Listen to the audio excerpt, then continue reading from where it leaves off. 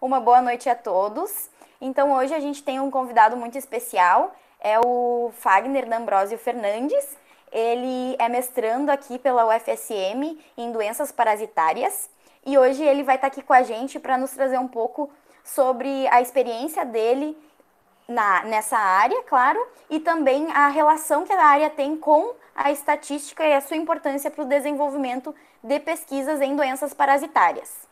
Eu faço aqui o convite para o Fagner compartilhar a tela com a gente e então iniciar a apresentação. Certo. Então, primeiramente, eu vou começar colocando aqui a tela também, só um minutinho, daí eu já converso. Iniciou, né? Então, boa noite, pessoal. Meu nome aqui, então, como a Renata já falou, é Fagner. Eu sou médico veterinário formado aqui na UFSM. Eu me formei, então, em janeiro de 2020 e logo após eu já ingressei no mestrado. Ao decorrer de toda a minha graduação, né, eu já vinha desenvolvendo pesquisas relacionadas às doenças parasitárias. É uma área que está alocada dentro do Departamento de Medicina Veterinária Preventiva. E assim, então, como eu vou vir trazendo aqui alguns dados referente a algumas pesquisas que a gente vem desenvolvendo, e a gente vai conversando, então, qual a relação, então, da estatística com as doenças parasitárias, mais diretamente relacionada às pesquisas que eu estou executando dentro do laboratório, tá? Então, assim, pessoal, primeiramente eu vou apresentar um pouquinho do que se trata, o que são doenças parasitárias, né, e qual que é a sua relação também com a saúde humana, né, porque muitas vezes a gente pensa que o médico veterinário apenas cuida apenas da saúde animal e isso não é real. Muitas vezes, então, a gente é confundido apenas lá como veterinário que somente cuida do cãozinho e, na verdade, esquece que a gente tem toda uma parte de inspeção de alimentos, também cuidado com a saúde humana, tanto das formas de prevenção, controle e profilaxia. As doenças parasitárias, então, elas são caracterizadas, né, como doenças que podem ser ocasionadas por agentes que têm um objetivo de nutrição por parte deles, né, e que eles permaneçam, então, durante vários ciclos de vida e que perpetuem, então, na sua progênie e suas características. E isso, então, é o que caracteriza doenças parasitárias. E dentro deste ramo da medicina veterinária, a gente tem diversos micro-organismos. Dentro deles, a gente tem organismos unicelulares, que normalmente são organismos, não posso dizer mais simples, mas que o controle dele também se torna difícil, mas é o que a gente tem maior enfoque no laboratório, que são os protozoários. Aí depois desses aqui a gente vai abordar que são os coccídeos, Toxoplasma gondii, Sarcocistes, Neospora, que são doenças que podem acometer tanto humanos quanto animais, sendo que os animais muitas vezes desempenham um papel de hospedeiro definitivo, que a gente fala, que são os hospedeiros que são capazes de replicar esse micro-organismo nele e poder liberar no ambiente, causando então uma infecção para um humano que vier a se contaminar, tá? As helmintoses, que são normalmente caracterizadas por parasitas gastrointestinais, parasitas pulmonares. Aqui eu vou abordar, então, desde cão, gato, felino, bovino, ovino. As ectoparasitoses, que a gente fala, então, que a gente tem escabiose, que é normalmente caracterizada na comunidade local como sarna humana, pediculose, que são doenças, que é uma parasitose ocasionada por piolhos, tá? Só um minutinho que eu vi alguém falou no chat aqui. A presença. Então, essas são as principais características, né, de doenças que podem ser caracterizadas como doenças parasitárias. Seguindo, então, o laboratório onde eu vim desenvolvendo toda a minha pesquisa desde a época da graduação e agora no mestrado, está localizado aqui no centro de eventos, tá? É próximo da Agitec. É uma pernada, então, como eu digo, de caminhada aqui da reitoria até aqui, que muitas vezes esse é o trajeto que a gente faz, né? Então, nosso laboratório está localizado aqui, juntamente com o setor de virologia, onde a gente estava desenvolvendo, então, as pesquisas do COVID.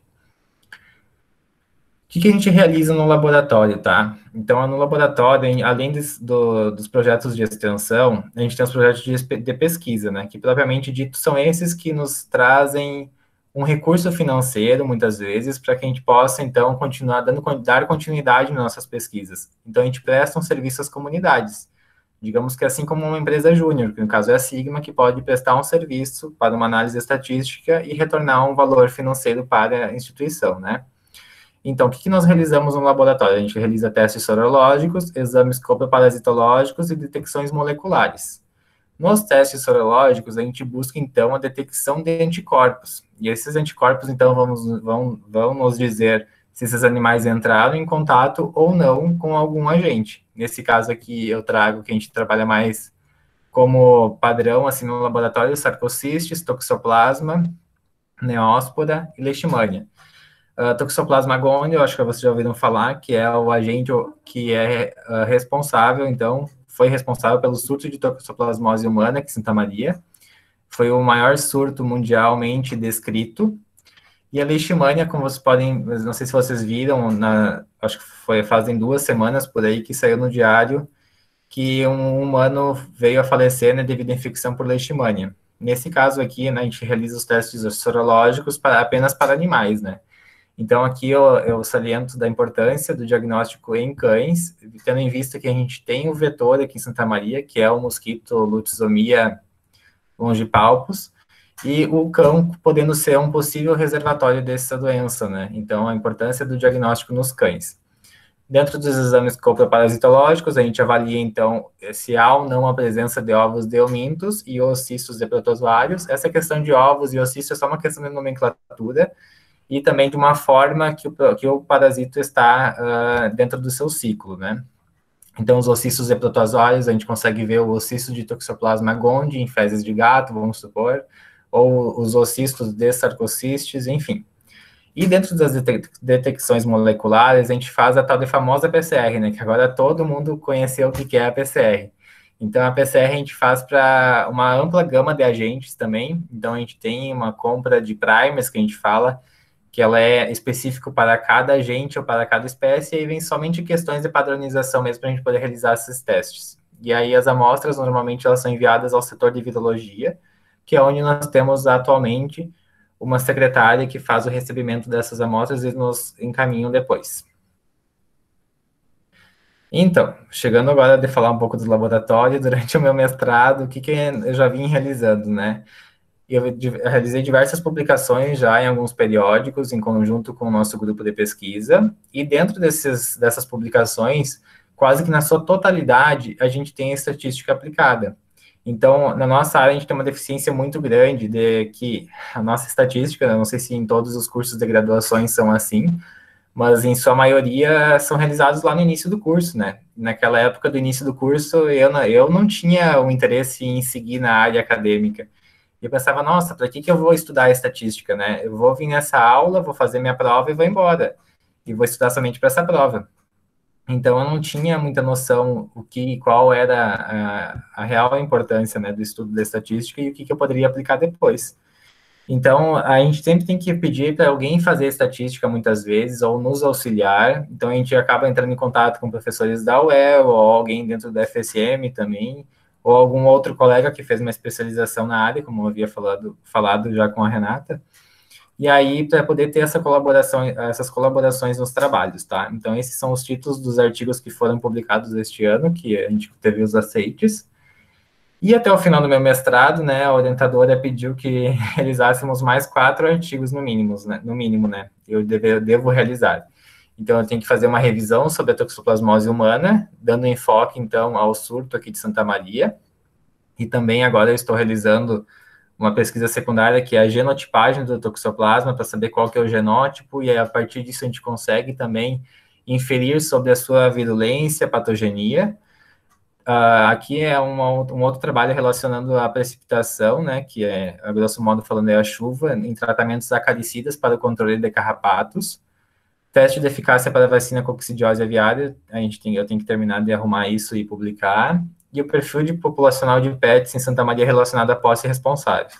Esse era um projeto de extensão que a gente fez, então, avaliando o que as pessoas conheciam também acerca das zoonoses e o que isso acarreta, né? E agora, propriamente dito, nessa minha apresentação, eu vou falar sobre 2 trabalhos que eu desenvolvi em conjunto com a Renata, análise estatística, para que a gente possa, então, ter uma maior aplicabilidade aqui para vocês poderem ver a real importância da estatística para as publicações de trabalhos científicos, tá? Porque mesmo que a gente acabe encaminhando lá o trabalho para o periódico sem análise estatística, depois ou eles vão negar de cara já o artigo, ou possivelmente eles te dão uma segunda chance e tu vai ter que fazer essa análise posteriormente, tá? Então, primeiro aqui trabalho é a análise, a detecção molecular de Toxoplasma gondii em placentas de gestantes humanas que receberam terapia durante os surtos de toxoplasmose humana. E atualmente, hoje eu mudei de novo o título do artigo, mas eu coloquei como nematodas do trato gastrointestinal de cães, ocorrência, fatores de risco e resistência às drogas. Esse artigo, então, relacionando a detecção molecular de Toxoplasma gondii em placentas humanas, de gestantes humanas, né? Eu acabei submetendo para esse periódico, que é BMC Infectious Disease. Eu acho que ela é um fator de impacto qualis A2 e um fator de impacto, acho que em torno de 2 e pouco. Eu ainda não obtive retorno, né? Se foi aceito com sugestões ou se foi negado, ainda não obtive, mas a gente submeteu para esse periódico. Como objetivo desse trabalho, a gente tinha, então, detectar o DNA dessas gestantes, né? E aqui eu dou um enfoque maior, porque essas gestantes estavam no período gestacional, no período em que ocorreu o surto de toxoplasmose em Santa Maria. Isso acaba por propiciar também um maior impacto do trabalho. E eram detectados, então, esses DNAs de gestantes que tinham já tido contato com o Toxoplasma gondii, e que isso foi confirmado através de testes sorológicos, que daí a gente faz as análises de IgM e IgG, que uma é proteína de fase aguda, outra de fase crônica. E aí a gente associou isso também aos protocolos de tratamento, onde a gente tem aqui a tríplice, que a gente fala, que é tratamento com pirimetamina, sulfadiazina e ácido fólico, ou com espiramicina de uma forma separada, ou em conjunto com essa tríplice. Então, isso é a análise que foi realizada nesse trabalho. Como resultados, então, dessas 40 amostras de placentas que foram encaminhadas ao laboratório, a gente faz diversos protocolos antes de fazer a extração da DNA, que é também a preparação da amostra, depois propriamente de extração, depois PCR, aí depois, dependendo do agente, a gente tem que mandar para sequenciar em uma outra empresa também, porque a gente não tem um sequenciador, que é a avaliação de todos os nucleotídeos, né, que amplificou, enfim. Então, dessas 40 amostras de placentas que foram encaminhadas, 5 delas apresentavam a presença de DNA, de Toxoplasma gondii. Aí, então, eu vou mostrar algumas tabelas a seguir, onde aqui na tabela 1 a gente agrupou alguns resultados de acordo com o tempo de tratamento em que essas gestantes foram, então, submetidas. Também que a maioria das gestantes, elas recebiam medicação por mais de 4 meses, então isso caracteriza que elas se infectaram no primeiro ou no segundo trimestre da gestação.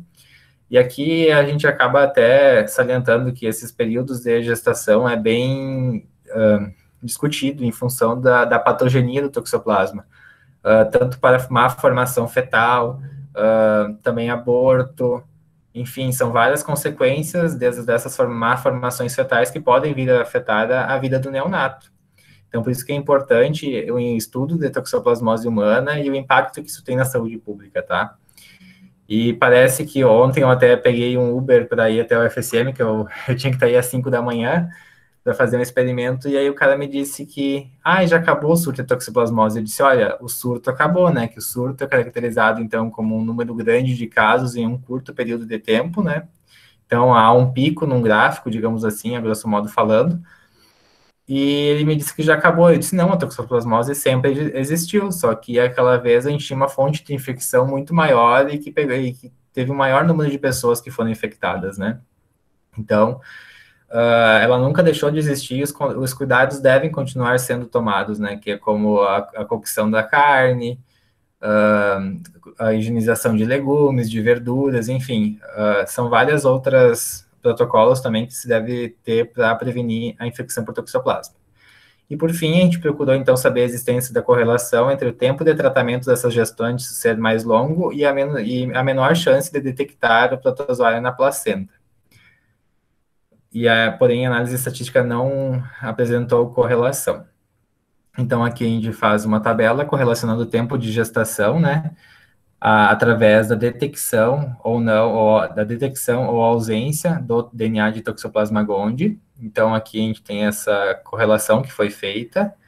Foi avaliado também os aspectos clínicos do resultado da PCR, através de saber se era uma infecção aguda ou uma possibilidade de uma reinfecção, né? Essa questão de uma reinfecção é quando uma gestante ela era positiva e ela acabou se reinfectando novamente. E aqui a gente fala, então, que nem sempre uma gestante que ela é positiva, ela deve deixar de tomar esses cuidados, né? Porque uma vez que ela é infectada por uma cepa. Porém, se ela é ocorre uma reinfecção, pode ser uma reinfecção por outra cepa mais virulenta. Isso também é aplicável, esses conceitos de virulência, também à pandemia do Covid, né? Aqui os protocolos de tratamento da PCR, onde a gente realizou então com azitromicina e espiramicina, somente com espiramicina, ou esse SPAF é a tríplice, ou a tríplice mais espiramicina. Também correlacionando então com os resultados sendo negativos ou positivos na PCR e qual a sua relação com o tratamento, né? E a partir disso foi feito também o extrato de Fischer, né? E aí a gente teve que esse dado de p-value é 0,12 para o tempo, para a classificação e para o tratamento. O segundo trabalho, esse é do meu mestrado mesmo. Esse outro trabalho é de uma mestranda, esse de toxoplasma é de uma mestranda que acabou terminando o mestrado no laboratório e ele não foi publicado, então a gente está tentando fazer a publicação dele. Agora, esse trabalho aqui, que é nematóides do trato gastrointestinal de cães, ocorrência, fatores de risco e resistências às drogas, é o meu projeto de trabalho do mestrado, em que eu tenho que entregar o artigo amanhã. Não, capaz, isso é somente uma suposição, porque eu sempre digo, amanhã, mas nunca chegou amanhã. Até o orientador a pressionar a gente. Ele vai ser submetido, então, a essa revista, Parasitology Research. A gente tem a expectativa que venha a ser aceito. Se não vier, a gente vai mandando para outros periódicos depois. Então, o que eu avalio aqui, né? Como eu falei ali, a ocorrência, então, é a análise de todos os cães que podem ou não apresentar essa parasitose excretada nas fezes, tá? Isso vão ser em formas de óvulos dos eumintos que a gente vai falar. Os fatores de risco que eu vou falar também foram coletados através de dados de questionário, em que eu fiz uma série de perguntas a 38 tutores de cães, tá? E aí eu avalio também a resistência às drogas. Por que eu avalio a resistência às drogas, né? Muito se falou agora da ivermectina com relação ao Covid, do uso ou não uso. Enfim, não vamos entrar nesse detalhe agora. Mas na questão dessas parasitoses, a cada vez que a gente implementa um tratamento antiparasitário, a gente a gente impõe uma pressão de seleção por parasitas resistentes. E é o que também é o que se falava no Covid, né? Porém, não para o Covid, mas a ivermectina ela é usada também nesses tratamentos antiparasitários, que é o que vocês vão ver aqui. Então, à medida que a gente vai implementando tratamentos desnecessários, a gente impõe uma pressão de seleção por parasita resistente. E a partir disso, a gente não tem novas moléculas sendo lançadas com tanta frequência. E isso, então, é um problema da saúde pública, porque nós vamos falar agora que é uma zoonose algum desses agentes. Então, como fatores de risco desse meu trabalho, eu analisei alguns pontos relacionados a ambientes dos animais, né? Se esses animais permaneciam em ambientes de terra ou grama, ou se eles estavam em ambientes hipermeabilizados, se esses cães conviviam com outros animais no mesmo apartamento, ou se estavam de maneira isolada, qual era a forma de administração de alimentação para esses animais, se eram carnes que sofreram processo de cocção ou não, se eles haviam ou não o costume de ingerir animais paratênicos, né, que são animais que podem albergar alguma fase do parasito e eles acabarem infectando os cães, ou se eles se alimentavam apenas de ração.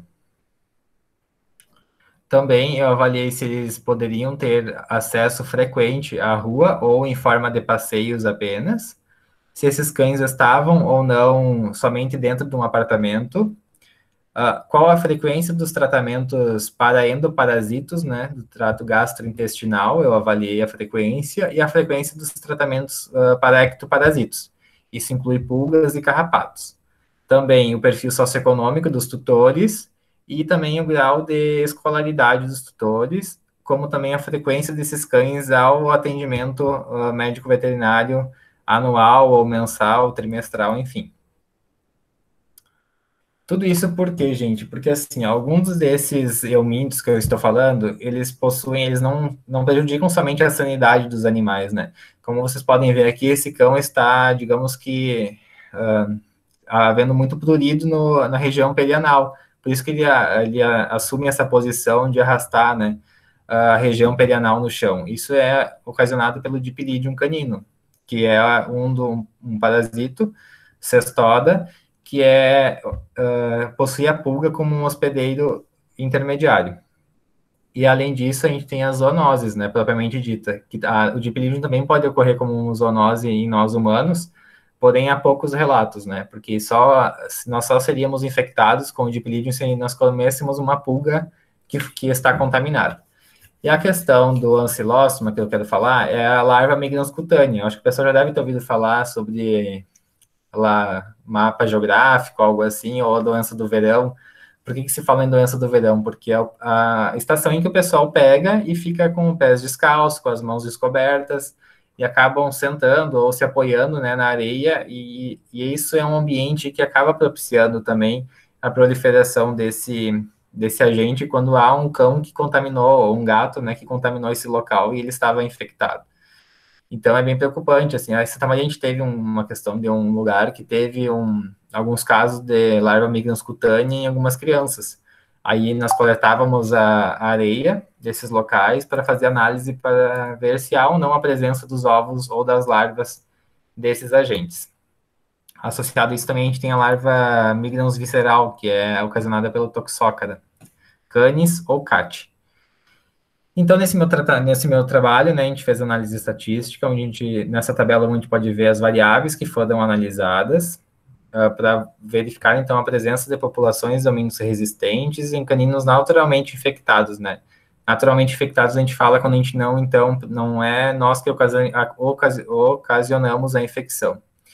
Então, a gente fez um teste 1, onde a gente avalia, então, se há a presença de um teste positivo ou negativo. O que eu me refiro a ser um teste positivo ou negativo? Eu fiz algumas análises copoparasitológicas, então, onde eu pude ver se havia ou não a presença dos ovos desses parasitos nas fezes. Então, se havia a presença, a gente caracterizou como positivo. Se não havia a presença dos ovos nas fezes, a gente chamou de negativo, né? Então, aqui a gente tem uma estatística qualitativa binária. Com relação ao tratamento, eu peguei alguns fármacos que eram comercialmente vendidos aqui nos locais, né? E também eu avaliei um pouco a questão do custo financeiro desses medicamentos, né? Pegando desde um fármaco um pouco mais caro e um pouco mais barato. E um bem mais barato, porque daí a gente pode até relacionar isso ao acesso da população, né? Onde que tu vai comprar sempre, normalmente as pessoas fazem a opção por um medicamento que tem um custo relativamente bem baixo, né? O mais barato, como dizem. Então, nesse caso aqui, nesse local onde eu fiz a compra, havia o Canex, que havia um custo em torno de 5 a 8 reais. O Fenzol era em torno de 30 reais, onde eu comprei, e o Milbemax C era em torno de 50 reais. Assim, ó, o Canex, ele é composto, então, por palmuato de pirantel mais praziquantel, que são os princípios ativos. O Fenzol possui um princípio ativo fenbendazol. E o Milbemax C, que eu havia falado, ele é composto por uma lactona macrocíclica e o praziquantel. Aí, o que acontece, né? Essas lactonas é do mesmo grupo da ivermectina. Então, aqui vocês vão ver que eu estou analisando a pressão de seleção também para as lactonas macrocíclicas, né? Porque, como eu falei, a milbemicinoxima, ela é uma lactona, assim como a ivermectina, a moxidectina, a doramectina, entre outros fármacos. Então, aqui que eu venho falar, então, sobre um pouquinho da resistência antiparasitária, né? E a gente caracterizou isso, então, como uma qualitativa politônica. Aí a gente fala, então, com relação ao acesso dos animais, né? Se esses animais possuíam acesso à rua ou não. O que ocorre, né? A gente pensa que, normalmente, um cão que está mais exposto à rua, ele possui maior potencial de infecção por esses agentes, porque ele vai ter contato com uma areia contaminada. Na calçada, ele vai, de repente, entrar em contato com fezes de algum cão que fez evacuação ali nesse local, né? E aí ele vai se infectar. O tratamento para pulgas que eu falo aqui, o porquê? Antes eu havia falado sobre dipilídeo, né? Então, a pulga, ela está diretamente relacionada ao ciclo do dipilídeo. Então, a presença de pulgas nos cães é um fator predisponente para a infecção por dipilídeo. E aí, além disso, do dipilídeo, né, há prejuízos depois para a sanidade desse animal, porque ele também pode vir a obstruir um canal que acaba liberando ali uma solução viscosa na região anal. E aí tem outros problemas secundários, então, né? O tratamento para endoparasitas, esse sim está diretamente relacionado com o que a gente pretende analisar, porque à medida que eu faço muitos tratamentos para esses endoparasitas de forma mensal, como ocorre que alguns veterinários, algumas clínicas indicam, acaba, então, por fazer uma pressão de seleção por parasitas resistentes. A escolaridade, isso é interessante a gente avaliar, porque muitas vezes os tutores podem apresentar uma escolaridade alta, digamos que conclusão de pós-graduação, e apresentam tratamentos errôneos, sabe? Então, não há um conhecimento relacionado à escolaridade. A presença de coleiras antiparasitárias, aqui dá para associar com o tratamento para pulgas, mas também aqui eu relaciono mais com a profilaxia para a infecção por leishmania, né, nesses cães. Tendo em vista que em Santa Maria a gente tem um mosquito. Por quê? Porque nós temos muitos cães infectados, né, sendo detectados nas clínicas. As consultas, porque a gente pensa que ao momento que um veterinário acaba atendendo um cão que está com sinais clínicos de endoparasitas, eles solicitam um exame coproparasitológico. Isso é bem importante, tá? Porque depois a gente vai ver que somente através disso eu cheguei à conclusão que a gente pode implementar um tratamento nesses cães. Os ambientes, então, se ele passa a maior parte do tempo em um ambiente impermeabilizado, ou de terra ou de grama, porque isso está diretamente relacionado à desinfecção desses ambientes. Se nós pensarmos, é muito difícil a gente fazer uma desinfecção de um ambiente que é terra, do que um ambiente que é impermeabilizado, onde tu consegue pegar e colocar ali hipoclorito para fazer a esterilização, né? A presença de outros animais, é diferente a gente ter 20 animais em 10 metros quadrados do que tu ter apenas um animal, né? A presença de 20 animais aumenta em muito as possibilidades desses cães estarem contaminados, porque há uma reinfecção, e acabarem evacuando ali, contaminando um outro animal que venha chegar nesse ambiente, né? A variável renda, então, onde a gente avaliou a renda desses familiares, se estava ou não relacionada. A alimentação, como eu havia falado, se esses animais ingerem animais paratênicos, ou se eles ingerem apenas ração, ou carne que não passou por um processo de cocção. E as raças dos animais, como também uma variável analisada, para saber se esses animais havia ou não uma relação, né, com a raça deles. Então, na tabela 2 aqui, a gente traz um desfecho binário, onde que aquela questão do resultado negativo ou positivo, a gente pode ver que a maioria das minhas análises resultaram em um resultado negativo, e 16 animais ali, ó, apenas tinham um resultado positivo. Então, quase que 60% dos meus animais eram negativos. O que isso é importante? Desses 38 animais, a maioria dos tutores realizavam tratamentos no mínimo 3 vezes ao ano. Então, era de 3 vezes ou mais ao ano. Isso é muito preocupante, porque, na verdade, eles não realizavam técnicas coproparasitológicas para saber se esses animais estavam ou não infectados, e acabavam, então, fazendo um tratamento ali que às cegas, como eu digo assim, porque daí, lá o balconista me indicou, o ciclano me indicou, eu vou usar esse, eu vou usar aquele, e acaba comprando e dando, achando que está sendo certo.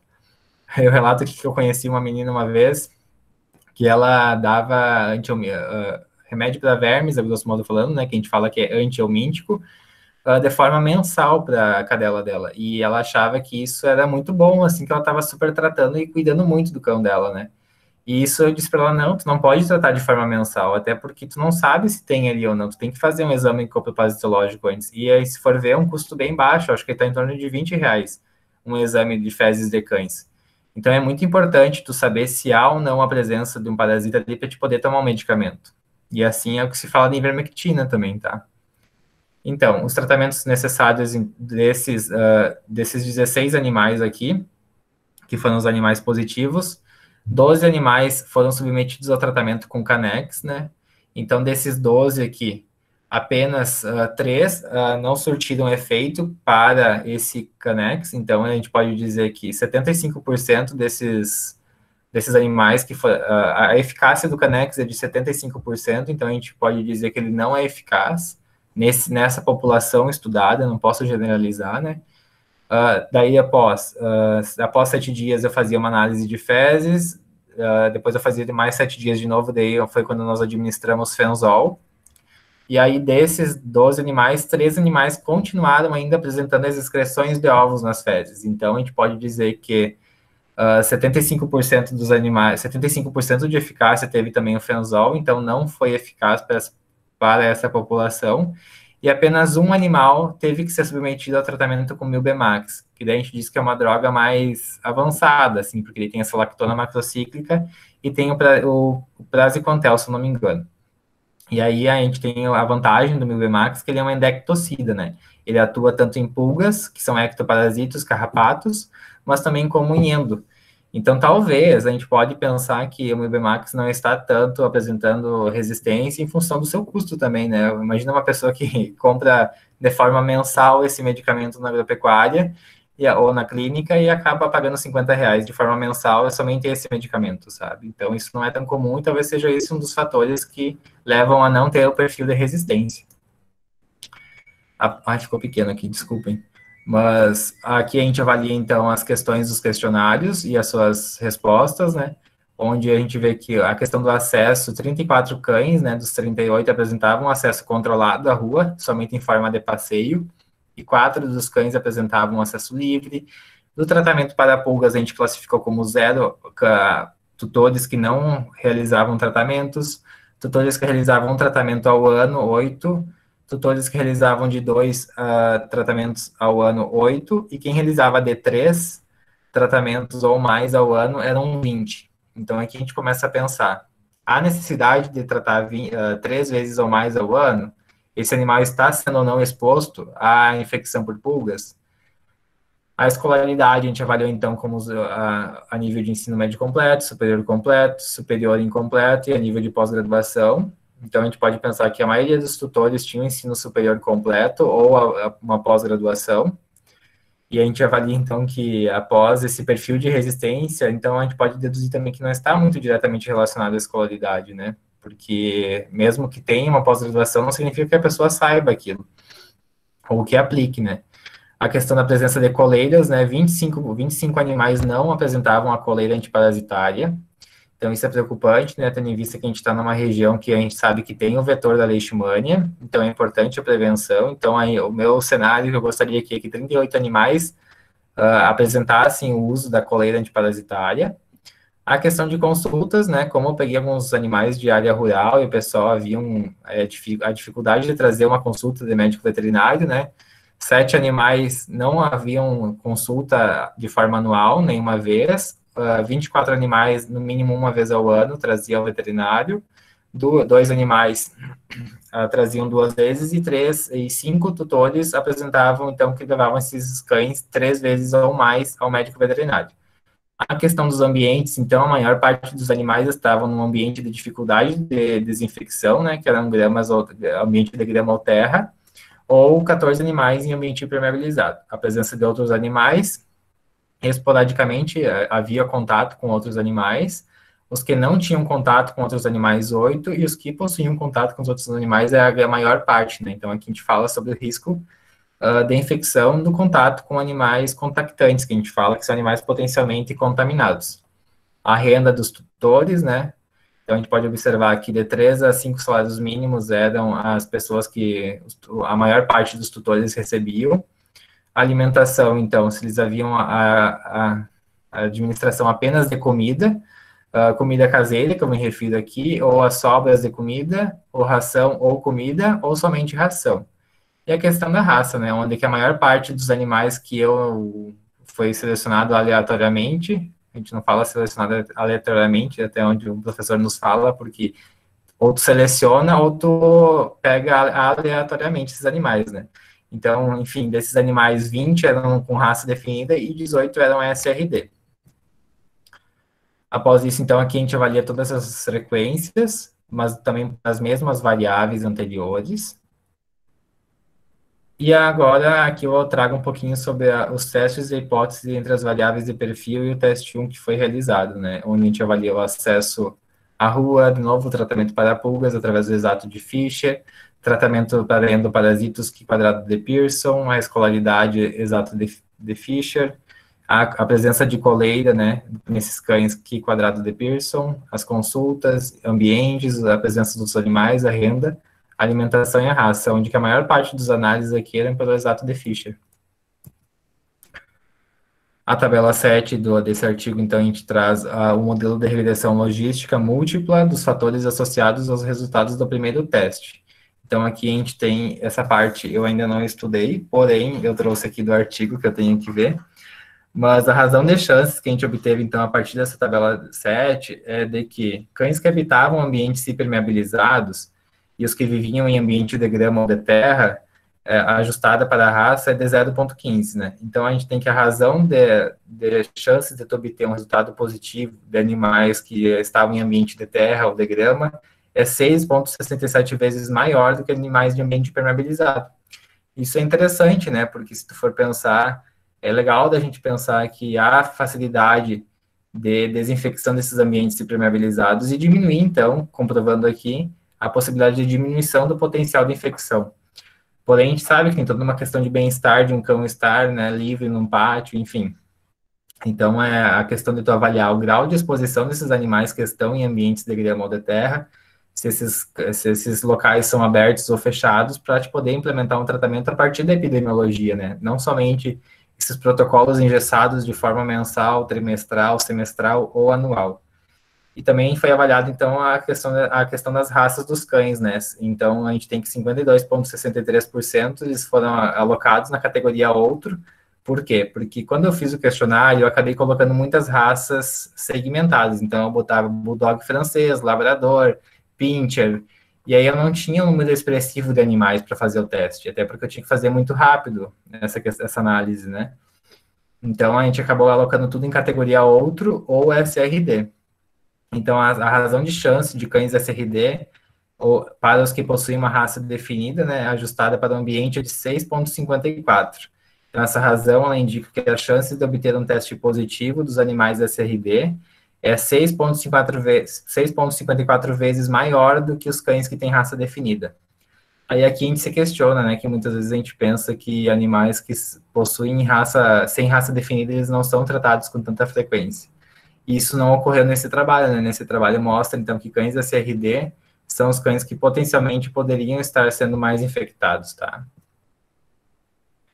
Então, aqui eu trago meus contatos, meu e-mail, o Orcid com relação aos trabalhos que eu vinha citando, e LinkedIn, enfim, as redes acadêmicas. Agradeço a Renata, então, pela possibilidade de apresentação e participação aqui, então, na disciplina, e trazer um pouquinho do que a gente vem executando nas análises. Parabéns, Fagner, pela apresentação. Eu que agradeço por ter aceito esse convite aqui para falar um pouquinho para nós da tua experiência. É muito legal ver a tua apresentação, porque a gente consegue ter um pouco mais de informação sobre toda a contextualização das variáveis que foram analisadas no estudo, né? Aqui na nossa área, em geral, a gente trabalha de maneira conjunta com outros pesquisadores, então a gente entra com a parte mais do desenvolvimento dos testes e a parte das interpretações e da contextualização fica, então, pelos nossos parceiros de pesquisa. Então, é muito bom a gente ter essa oportunidade de entender um pouco melhor qual é essa contextualização das pesquisas e uma área tão importante onde a análise de dados categóricos pode se inserir, né? Esses dois trabalhos aí, eles tinham então como variável de desfecho variáveis categóricas ou variáveis qualitativas, que é bem o que a gente tem visto aqui na disciplina. Muito obrigada pela atenção e até a próxima!